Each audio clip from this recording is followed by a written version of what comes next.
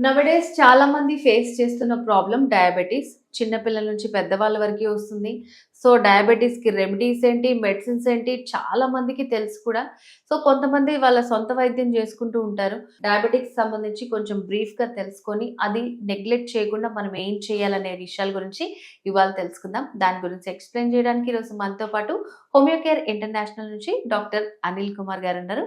నమస్తే డాక్టర్. నమస్తే. ఇప్పుడు డయాబెటీస్ గురించి చాలా మందికి అవేర్‌నెస్ వచ్చేసిందండి. సో, ఇది తీసుకోవాలి, అలా చేయాలి, ఈ డైట్ తీసుకోవాలి, ఆ డైట్ తీసుకోవాలి అని అంటూ ఉంటారు. సో, మనం డైట్ గురించి తర్వాత మాట్లాడుకుందాం. అసలు డయాబెటీస్‌ని నెగ్లెక్ట్ చేస్తే ఎట్లాంటి ప్రాబ్లమ్స్ వస్తాయంటారు? సో, డయాబెటీస్ అనేది మనకొక మెటబాలిక్ డిసార్డర్ అని చెప్తాము. సో, డయాబెటీస్ వల్ల ఏమవుతుందంటే మన శరీరంలో ఉండవలసిన గ్లూకోజ్ లెవెల్ కన్నా అధికంగా ఉండడాన్ని మనం డయాబెటీస్ అని చెప్తాము. So, it is called hyperglycaemia. So, సాధారణంగా ఎవరికన్నా తినకముందు 110 ఎంజీ/డిఎల్ లెవెల్స్ వరకు మన షుగర్ లెవెల్స్ అనేది మెయింటైన్ అవుతూ ఉంటాయి. సో, తిన్న తర్వాత పోస్ట్ లంచ్ తర్వాత 150-160 ఎంజీ/డిఎల్ వరకు మన గ్లూకోజ్ లెవెల్స్ అనేవి మెయింటైన్ అవుతూ ఉంటాయి. సో, డయాబెటీస్‌లో ఉన్న వాళ్ళకేందంటే ఇది కంట్రోల్‌లో ఉండదు. సో, విపరీతంగా ఎక్కువగా అయిపోవడము, సో బ్లడ్ లెవెల్‌లో షుగర్ లెవెల్ ఎక్కువ అయిపోవడం వల్ల సో ఇదేం చేస్తుందంటే శరీరాల్లో ఉన్న చాలా వరకు రక్తనాళ మీద, నరాల మీద ఎఫెక్ట్ చేస్తుంది. సో, అందుకే డయాబెటీస్ అనేది ఒక సిస్టమిక్ డిసార్డర్ అని చెప్తాం. సో, సిస్టమిక్ డిసార్డర్ అంటే ఏదో ఒక ఆర్గన్‌కి సంబంధించి మాత్రమే మనకు ప్రాబ్లమ్ అవుతుంది అని చెప్పేదానికి ఉండదు. సో, డయాబెటీస్ వల్ల మన బాడీలో చాలా మేజర్ ఆర్గన్స్ వరకు ఎఫెక్ట్ అయ్యేదానికి, డ్యామేజ్ అయ్యేదానికి, అవన్నీ కాంప్లికేషన్స్‌కి గురయ్యేదానికి కూడా ఛాన్సెస్ ఉంటుంది. సో, చాలా మందేంటంటే ఓన్లీ షుగర్ ఎక్కువైందనుకో, మనకు కాళ్ళు, చేతులు తిమ్మిరి రావటం, సో ఇలాంటి ప్రాబ్లమ్సే ఉంటాయని చాలా నెగ్లెక్ట్ చేస్తూ ఉంటారు. మెయిన్ షుగర్ ఎక్కువైతే ఎట్లాంటి ప్రాబ్లమ్స్ వస్తాయంటారు? దేని మీద ప్రభావం చూపిస్తుంది? సో, షుగర్ ఎక్కువ అవ్వడానికి ఈ డయాబెటీస్ రావడానికి మనకు ముఖ్య కారణం ఏంటంటే జెనెటిక్ హిస్టరీ. సో, ఫ్యామిలీలో ఎవరికన్నా ఉంటే వచ్చేదానికి అవకాశాలు ఎక్కువగా ఉంటాయి.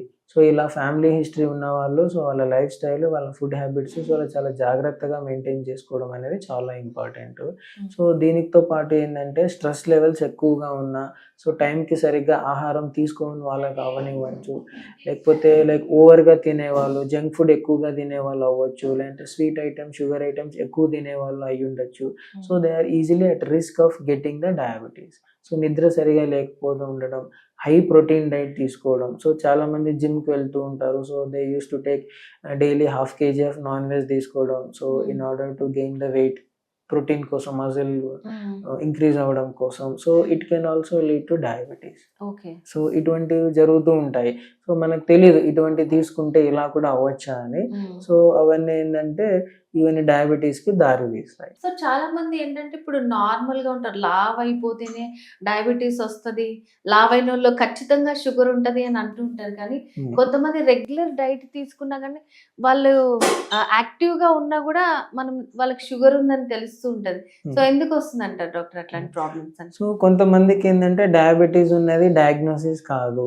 సో, నార్మల్‌గా ఏంటంటే మనం ఏం చెప్తామంటే 50 సంవత్సరాలు పైబడిన వాళ్ళు ప్రతి 6 నెలలకు ఒకసారి గానీ, సంవత్సరానికి ఒకసారి గానీ సో వాళ్ళ హెల్త్ బాడీ చెకప్ చేసుకుంటూ ఉంటే సో లోపల ఏమైనా సమస్యలున్నా మనకు బయటకు తెలుస్తాయి. సో, కొంతమంది వేరే ఏదో ప్రాబ్లమ్ మీద ఫీవర్ వచ్చిందనో, లేకపోతే అలర్జీస్ ఉన్నాయనో నార్మల్‌గా రొటీన్‌గా చేసే బ్లడ్ టెస్ట్‌లో మనకి డయాబెటీస్ ఉందని తెలుస్తూ ఉంటుంది. నిజంగా వేరే ప్రాబ్లమ్ కోసం వెళ్తే వీళ్ళకి షుగర్ ఉందని తెలుస్తుంది. అప్పటిదాకా తెలీదసలు. అప్పటిదాకా తెలీదు. సో, అందుకని 50 సంవత్సరాల పైన ఉన్నవాళ్ళు సో రెగ్యులర్‌గా చెక్ చేసుకోవడం అనేది చాలా ఇంపార్టెంట్. సో, ఈ డయాబెటీస్‌లో ఏంటంటే 2 టైప్స్ ఉంటాయి.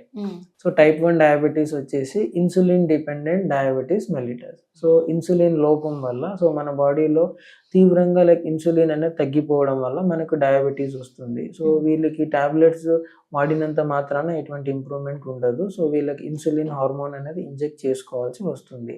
ఈ టైప్ 1 డయాబెటీస్ అనేది it can occur at any age. Even 5 సంవత్సరాల నుంచి 6 సంవత్సరాల పిల్లలు అవ్వచ్చు, అంటే టీనేజ్‌లో ఉన్న వాళ్ళు కూడా so they can get affected by type 1 diabetes. So, type 2 diabetes అనేది యూజువల్‌గా మనకు మిడిల్ ఏజ్ అంటే ఒక 30-35 తర్వాత ఒక 50-55 ఏజ్ ఉన్న వాళ్ళలో మనం సాధారణంగా కనిపించేది టైప్ 2 డయాబెటీస్ అని చెప్తాం. ఇది వచ్చేసి non insulin dependent diabetes mellitus. So, sugar ఎక్కువైతే అదేమన్నా ఫ్యూచర్‌లో హార్ట్ అటాక్ వచ్చే ప్రాబ్లమ్స్ ఉంటాయంటారా? అటువంటి సమస్యలని కాదు గానీ మనం ఇంతకుముందు అనుకున్నట్టు సో డయాబెటీస్ వల్ల చాలా కాంప్లికేషన్స్ ఉంటాయి. సో ఈ మధ్య లైక్ 60-65 ఏజ్ పైబడిన వాళ్ళకి ప్లస్ షుగర్ లెవెల్ సరిగా కంట్రోల్ లేని వాళ్ళకి సో మన కంటిలో ఉండే రెటీనా పొర అంటాం అది దెబ్బతినడం వల్ల so they are getting blind and some people they are getting vision loss అవుతున్నాయి, సరిగా కనపడకుండా ఉండడం. సో వాళ్ళు ఏమనుకుంటూ ఉంటారంటే మేబీ ఏమన్నా లైక్ ఐ సైట్ పెరిగిందేమో అని అనుకుంటూ ఉంటారు, కానీ so some times it may be like బ్యాక్గ్రౌండ్లో మనకు డయాబెటీస్ ఉందని like we need to diagnose, అది ఒక్కొక్కసారి మిస్డయాగ్నోస్ అయిపోతూ ఉంటుంది. సో కొంతమందికి ఏంటంటే హార్ట్ రిలేటెడ్ ప్రాబ్లమ్స్ కూడా రావచ్చు. సో డయాబెటిక్ కార్డియోమయోపతి అని చెప్తాము. సో చాలా మందికి ఏంటంటే కిడ్నీ రిలేటెడ్ ప్రాబ్లమ్స్ కూడా ఎక్కువగా వస్తాయి. సో పెద్దవాళ్ళలో అంటే మీరు చెప్పిన లక్షణాలన్నిటిని బట్టి గుర్తిస్తారు. సో చాలా మటుకు 10 years లోపు వాళ్ళకి కూడా వచ్చాయి, ఇలా చిన్నపిల్లలకు కూడా వచ్చాయి ఇలాంటి షుగర్ ప్రాబ్లమ్స్ అని. మరి వాళ్ళలో మనం ఎలా డయాగ్నోస్ చేయాలంటారు? ఎలాంటి సిమ్టమ్స్ ఉంటాయి? సో వాళ్ళలో ఏంటంటే మనకి లైక్ కొన్ని లక్షణాలు, మనకు డయాబెటీస్లో ఉన్న ముఖ్యమైన లక్షణాలు లైక్ పాలియూరియా, పాలిఫేజియా, పాలిడిప్సియా అని చెప్తాం. అంటే విపరీతమైన ఆకలి, చిన్నపిల్లలు, విపరీతమైన దాహం, ఎక్కువగా వాటర్ తాగడం, ఎక్కువగా త్వరగా అలసిపోవడం, త్వరగా నీరసించిపోవడం, సో పదే పదే యూరిన్కి వెళ్తూ ఉన్నా, యూరిన్ పాస్ చేస్తుండడం, increased frequency of urination. So ఎంత తింటున్నా కానీ లైక్ మా అబ్బాయి వెయిట్ గెయిన్ అవ్వట్లేదు, వెయిట్ లాస్ అయిపోతున్నాడు, so irrespective of having good diet. So ఇటువంటి ఉన్నప్పుడు మనం ఒకసారి చెక్ చేయించుకోవడంలో ఎటువంటి మిస్టేక్ లేదు. ఒకసారి డాక్టర్ దగ్గరికి వెళ్ళినా లేదంటే ఏదైనా బ్లడ్ డయాగ్నోస్టిక్ టెస్ట్ చేయించినా కానీ మనకి ఏమన్నా డయాబెటీస్ ఏమైనా ఉందా అనేది మనం తెలుసుకోవచ్చు. సో మరి హోమియోకేర్ ఇంటర్నేషనల్లో మనకి డయాబెటీస్ కి సంబంధించి ఎటువంటి చికిత్సా విధానం ఉంటుందంటారు? సో హోమియోపతిలో డయాబెటీస్ కి మనం మెడిసిన్ తో పాటు లైఫ్ స్టైల్ కరెక్షన్ చేసుకోవడం అనేది చాలా important. Like discipline life style, discipline food habits అనేది చాలా ఇంపార్టెంట్. సో కొంతమందికి ఎలా అంటే క్రేవింగ్స్ ఎక్కువగా ఉంటాయి. సో స్వీట్స్ అంటే ఎక్కువ ఇష్టము, జంక్ ఫుడ్ ఎక్కువగా ఇష్టపడుతూ ఉంటారు, సో షుగర్ ఐటమ్స్ ఎక్కువగా తీసుకుంటూ ఉంటారు, బేకరీ ఐటమ్స్ తరచుగా తింటూ ఉంటారు. సో ఇటువంటివి చాలా వరకు తగ్గించుకొని సో అయినంత వరకు హోమ్ మేడ్ ఫుడ్ ప్రిఫర్ చేసుకుంటూ so at least 40-50 minutes of walking are exercise, like any kind of exercise అనేది యాడ్ చేసుకుంటూ మెడిసిన్స్ వాడుకోగలిగితే సో వాళ్ళ ఇమ్యూనిటీని పెరిగేదానికి మన హోమియోపతిక్ మెడిసిన్స్ అనేది హెల్ప్ చేస్తుంది. సో ఈ డయాబెటీస్ ఏదైతే ఉందో వాళ్ళ ఆర్గన్స్ మీద, ఐ మీద అవనివ్వండి, కిడ్నీస్ మీద అవనివ్వండి, నర్వ్స్ మీద అవనివ్వండి, సో అది ఎఫెక్ట్ అవ్వకుండా మన మెడిసిన్స్ అనేది దానికి ప్రొటెక్షన్ చేస్తుంది.